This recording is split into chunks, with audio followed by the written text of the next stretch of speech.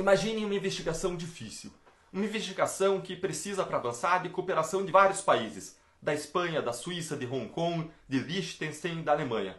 Imagine ainda que essa apuração se relaciona com um negócio feito pela Petrobras que gerou um prejuízo apontado pelo Tribunal de Contas da União de 700 milhões de dólares.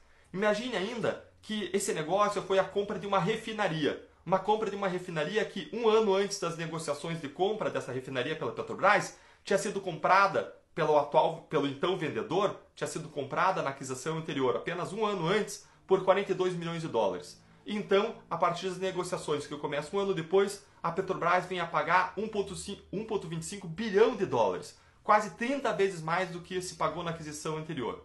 Imagine ainda que a Petrobras, anos depois, venha a vender essa refinaria e vende por 467 milhões de dólares, ou seja, 780 milhões de dólares menos do que ela pagou pela refinaria.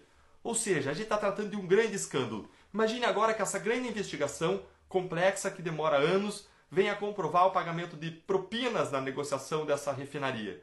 E agora, uma vez você levando esse caso para a responsabilização da justiça criminal, esse caso vai durando anos, vai tramitando ao longo de anos.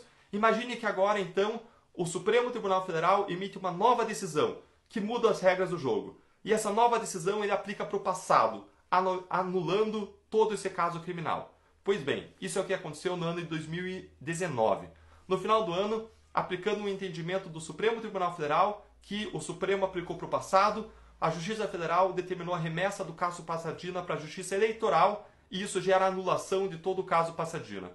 O Supremo Tribunal Federal decidiu, em março de 2019, por uma apertada maioria de 6 votos contra 5, que quando existe o crime de corrupção e ele gera recursos e o dinheiro não só vai para o bolso do envolvido, mas vai também para a campanha eleitoral, o Supremo Tribunal Federal decidiu que todo o caso deve ser julgado, deve ser apreciado pela Justiça Eleitoral e não pela Justiça Federal. Isso é um grande problema, especialmente quando você aplica essa regra para trás. Por quê? Porque isso gera o risco de anulação de uma série de casos da Lava Jato.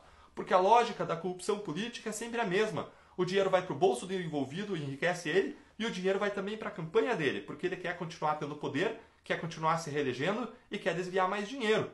Então, essa nova decisão do Supremo gera um risco de anulação de uma série de casos da Lava Jato, mas pior ainda, esse novo julgamento do Supremo de 2019 gera um risco de inefetividade das apurações, investigações e processos contra a corrupção. Isso porque a vocação da Justiça Eleitoral não é investigar e processar crimes, a vocação dela é fazer a apuração das urnas, a apuração eleitoral, é a fiscalização do processo eleitoral. E ela faz isso com excelência, de modo reconhecido no Brasil e no exterior. Agora, a vocação dela não é investigar e processar crimes. O ministro Barroso bem colocou que os resultados da Justiça Eleitoral na área criminal são pífios. E isso não é um demérito dela. É a mesma coisa que você dizer que um oftalmologista, ele é muito bom operando olhos, mas ele não é a pessoa apropriada para operar um fígado de um paciente. Isso não é um demérito dele. Isso quer dizer que ele tem uma aptidão, que ele tem uma vocação. Do mesmo modo, a Justiça Eleitoral, que é excelente para apuração eleitoral e não é a mais apta para apurar crimes.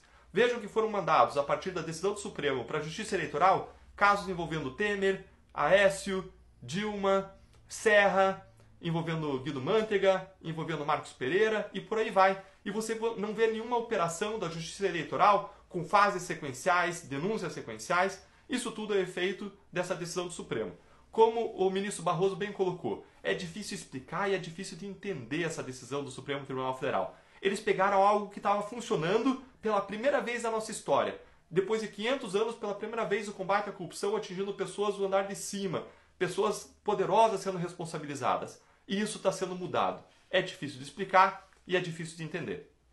Esse vídeo faz parte de uma série de vídeos que eu estou fazendo sobre o desmonte do combate à corrupção, em conjunto com artigos da Gazeta do Povo. Leia, conheça, compartilhe. A gente precisa tomar uma posição em relação a tudo isso e nós vamos estar conversando também nos próximos vídeos sobre como nós, cidadãos, podemos atuar para mudar essa realidade e produzir um país com menos corrupção e menos impunidade.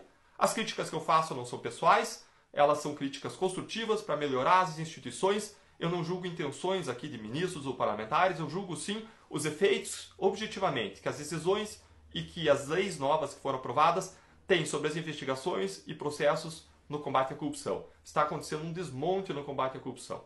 Um abraço, até o próximo vídeo.